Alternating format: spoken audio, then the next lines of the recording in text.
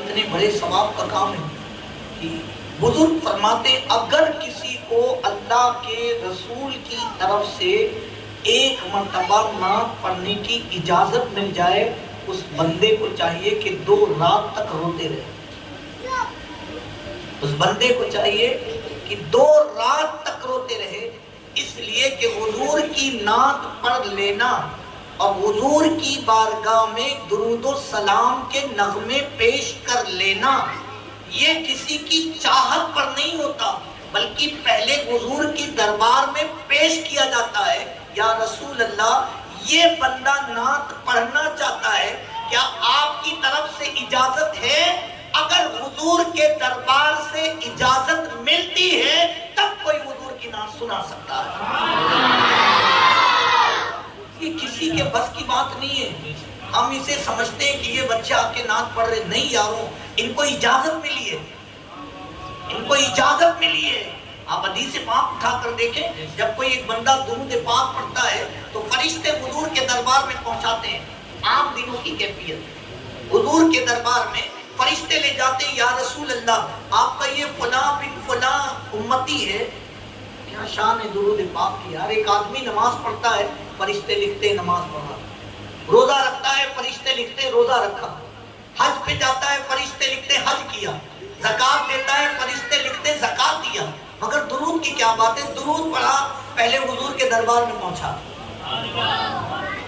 امتی کی شان کیا ہے کہ درود پڑھے حضور کے دربار میں پہنچائے، نعت پڑھے حضور کے دربار میں پہنچائے، سلام پڑھے حضور کے دربار میں خبر پہنچی. نماز پڑھتے وقت کیا ہوا؟ میں نے نماز پڑھا، میرے نام کے آگے نماز لکھی گئی، مگر درود پڑھنے والا درود پڑھا، صرف اس کا نام نہیں، اس کے باپ کا نام بھی حضور کے دربار میں لیا گیا. نماز پڑھنے والے جواب ہمیں تو آیا نہیں.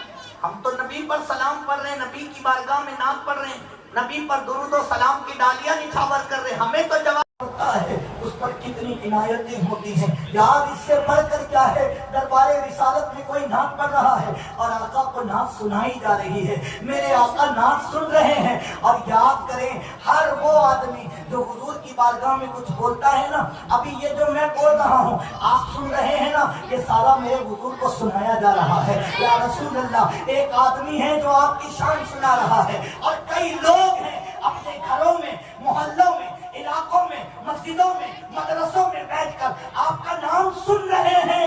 یہ نام سننا ہی ہماری روح کی غذا قرار پاتا ہے. اس لیے اس محفل پہ ناز کرو کہ اللہ نے یہ محفل عطا کی. اور پھر وہ والدین جنہوں نے ان بچوں کو ناز سکھایا ہے، یاد رکھیں میرے نبی فرماتے ہیں، اخیر بات عرض کروں چونکہ مجھے پتا ہے یہ بچے عصر بعد سے منتظر ہیں، اللہ ان بچوں کے بیٹھنے کو قیامت کے دن نبی پاک کے سامنے ایسا بیٹھنا نصیب کر دے جب حضور کا دربار لگا ہوگا، جب حضور جلوہ گر ہوں گے. اللہ اکبر. بریلی کے تاجدار کہتے ہیں دیکھنی ہے حشر میں عزت رسول اللہ کی.